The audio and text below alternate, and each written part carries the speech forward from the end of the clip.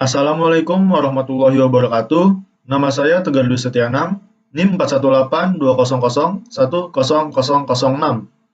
pada jurusan Sistem Informasi. Di sini saya akan menjelaskan ujian akhir semester pada mata kuliah Komputer Masyarakat dengan dosen pengampu Ibu Sarwati Rahayu, Sarjana Teknik, Magister Manajemen Sistem Informasi.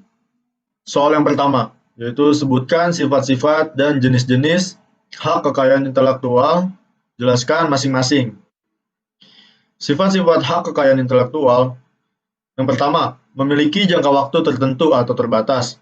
Apabila waktunya telah habis, maka si pemilik, merek atau paten, dan semacamnya memiliki opsi untuk diperpanjang atau tidak diperpanjang. Yang kedua, bersifat eksklusif dan mutlak eksklusif. Maksudnya hanya dimiliki oleh pihak yang mengajukan, sehingga jika ada pelanggaran atas hak kekayaan intelektual atau HKI, orang yang memiliki HKI bisa menuntut.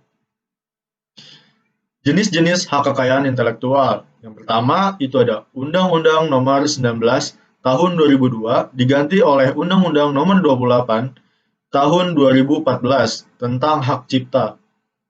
Yang pertama, hak cipta adalah hak eksklusif bagi pencipta atau penerima hak untuk mengumumkan atau memperbanyak ciptaannya atau memberi izin untuk itu dengan tidak mengurangi pembatasan-pembatasan menurut peraturan perundang-undangan yang berlaku.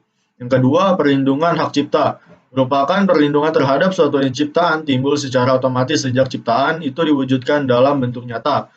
Pendaftaran ciptaan tidak merupakan suatu kewajiban untuk mendapatkan hak cipta. Namun demikian, pencipta maupun pemegang hak cipta yang mendaftarkan ciptaannya akan mendapat surat pendaftaran ciptaan yang dapat dijadikan sebagai alat bukti awal di pengadilan apabila timbul sengketa di kemudian hari terdapat ciptaan tersebut. Yang ketiga, ciptaan yang dilindungi ialah ciptaan dalam bidang ilmu pengetahuan, seni, dan sastra.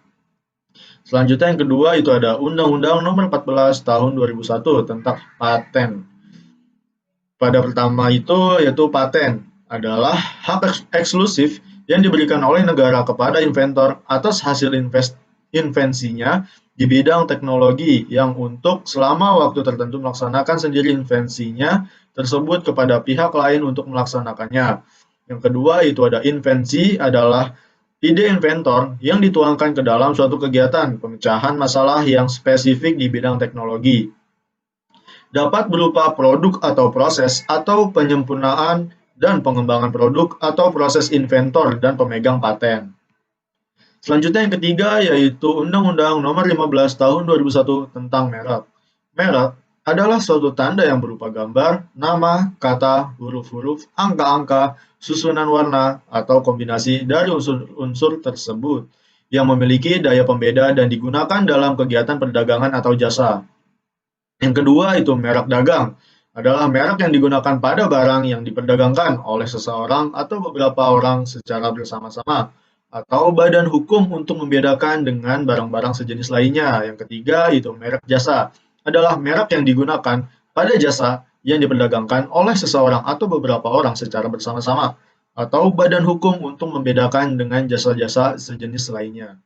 Yang keempat itu ada merek kolektif adalah merek yang digunakan pada barang atau jasa dengan karakteristik yang sama yang diperdagangkan oleh beberapa orang atau badan hukum secara bersama-sama untuk membedakan dengan barang atau jasa sejenis lainnya. Selanjutnya itu yang keempat, ada Undang-Undang Nomor 31 Tahun 2000 tentang desain industri. Yang pertama itu ada desain industri, adalah suatu kreasi tentang bentuk konfigurasi atau komposisi garis atau warna atau gabungan daripadanya yang berbentuk 3 dimensi atau 2 dimensi yang memberikan kesan estetis dan dapat diwujudkan dalam pola 3 dimensi atau 2 dimensi, serta dapat dipakai untuk menghasilkan suatu produk, barang, komoditas, industri, atau kerajinan tangan. Dan selanjutnya itu ada jangka waktu perlindungan. Yang A, perlindungan terhadap hak desain industri diberikan untuk jangka waktu 10 tahun terhitung sejak tanggal penerimaan. Yang B itu ada tanggal mulai berlakunya jangka waktu perlindungan sebagaimana dimaksud dicatat dalam daftar umum desain industri dan diumumkan dalam berita resmi desain industri. Selanjutnya itu, soal nomor 2, sebutkan dan jelaskan A. Hak kekayaan industri, yang B. Hak kekayaan teknologi informasi. Hak kekayaan industri.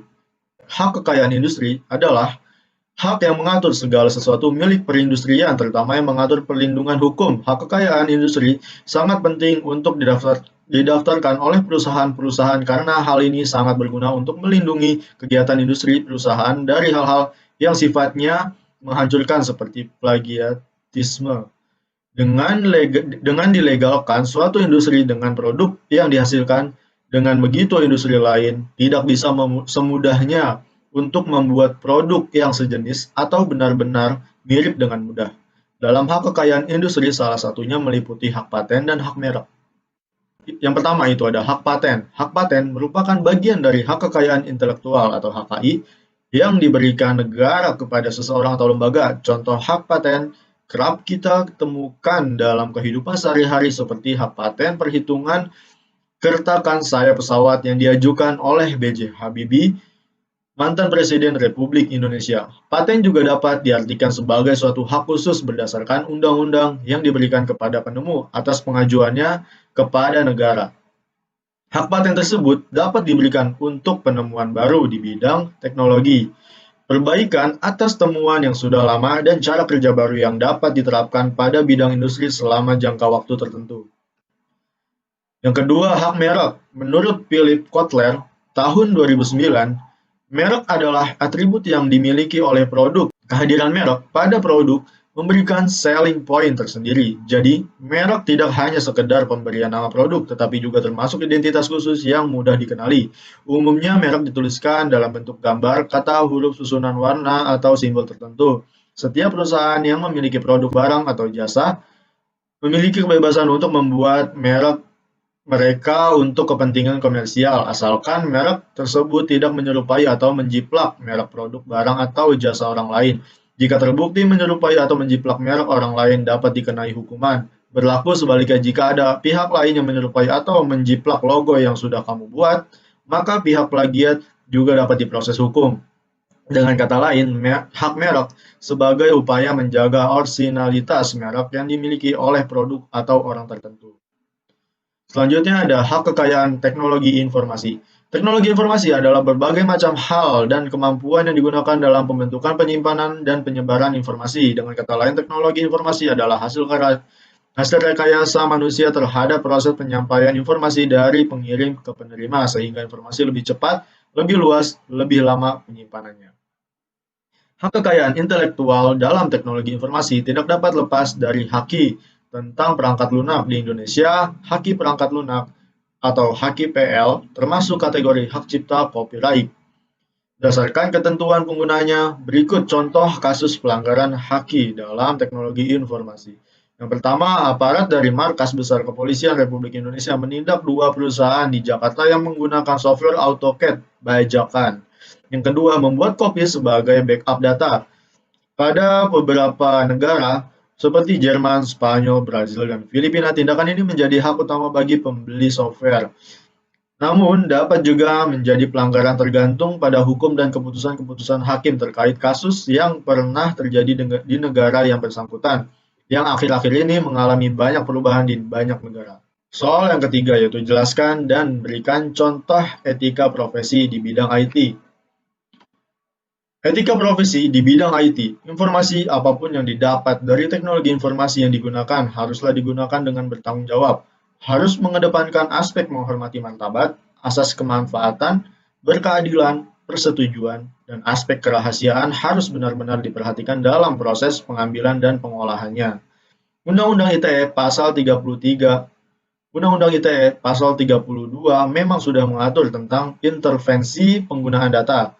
Namun pada kenyataannya hingga hari ini ilmuwan, peneliti, maupun perusahaan tidak memperhatikan hal tersebut. Ini menjadi kekhawatiran berbagai pihak yang aktif menggunakan teknologi, karena sudah banyak contoh penyalahgunaan data yang dilakukan oleh pihak yang tidak bertanggung jawab. Disinilah peran penting penegakan etika dalam bidang teknologi informasi. Etika profesi teknologi informasi memiliki beberapa karakteristik yang berbeda dari etika pada umumnya. Profesi pada bidang teknologi informasi mentitikberatkan pada masyarakat yang memiliki pengetahuan mengenai teknologi informasi. Profesi itu menciptakan produk yang dapat mempengaruhi masyarakat luas dan memberikan manfaat bagi masyarakat di bidang teknologi. Tanggung jawab dari profesi bidang teknologi informasi meliputi keamanan dan keselamatan data. Contoh etika profesi di bidang IT, seorang web programmer. Web programmer adalah profesi di bidang IT yang mengkhususkan diri dan terlibat dalam pengembangan aplikasi dan sistem informasi berbasis web dengan model client server. Web programmer bisa dibagi menjadi 3 jenis berdasarkan spesialisnya, yaitu front-end web developer, dan back-end web developer, dan full-stack web developer.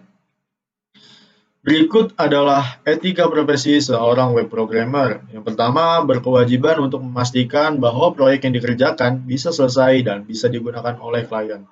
Yang kedua, berkewajiban menjaga kerahasiaan data yang dibocorkan klien selama pengembangan proyek web. Yang ketiga, memandu dan melatih klien untuk dapat menggunakan web yang telah selesai dikerjakan.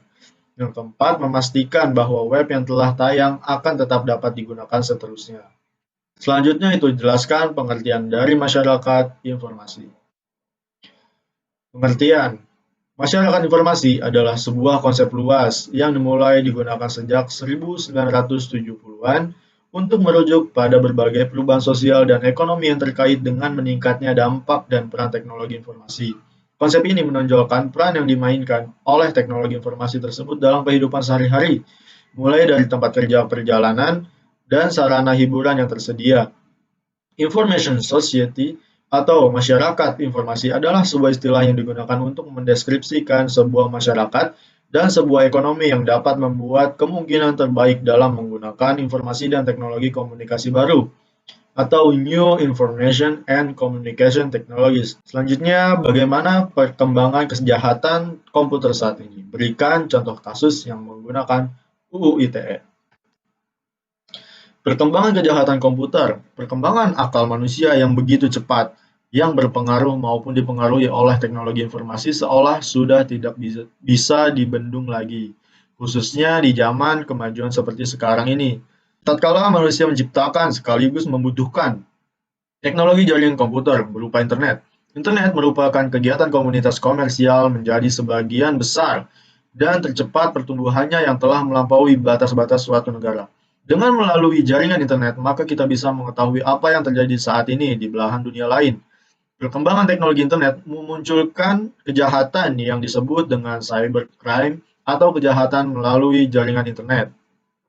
Berbagai tindakan di atas dapat dikenakan tindak pidana, baik delik formil maupun material. Delik formil karena menyangkut perbuatan seseorang mengakses data komputer orang lain tanpa izin, sedangkan delik material adalah perbuatan itu telah menimbulkan akibat kerugian bagi orang lain. Contoh kasusnya yaitu pada Buniani sehubungan dengan penyebaran video pidato Basuki Cahayapurnama atau BTP ketika masih menjabat sebagai Gubernur DKI pada tahun 2016. Berdasarkan halaman berita nasional.kompas.com, Buniani diduga mengedit video BTP ketika sedang berpidato, di mana pidato tersebut menggunakan salah satu ayat surat Al-Maidah. Video tersebut diduga diedit sehingga dianggap memiliki makna berbeda meskipun Buniani membantah melakukan hal tersebut. Perbuatan Buniani tersebut dinilai memenuhi unsur pasal 32 ayat 1 dan pasal 28 ayat 2 UU ITE dengan melakukan ujaran kebencian dan mengedit isi video pidato BTP. Atas perbuatannya tersebut, Buniani divonis bersalah dan dijatuhi hukuman penjara 1,5 tahun oleh Pengadilan Negeri Bandung. Dan yang terakhir itu ada jelaskan secara singkat kegiatan pengabdian kepada masyarakat yang telah kalian lakukan. Pengabdian masyarakat yang kami laksanakan berjudul sosialisasi penggunaan aplikasi Halodoc untuk memudahkan masyarakat mendiagnosis penyakit dari rumah. Di sini kami menjelaskan materi tentang aplikasi Halodoc tersebut dan bagaimana cara penggunaan aplikasi tersebut. Tujuan kami melaksanakan pengabdian masyarakat ini yaitu agar seluruh masyarakat RT 003 RW 004, Jurang Mangu Barat bisa memahami cara penggunaan aplikasi Halodoc dan materi yang dijelaskan bisa memudahkan masyarakat RT 003 RW 004 untuk mendiagnosis penyakit dari rumah.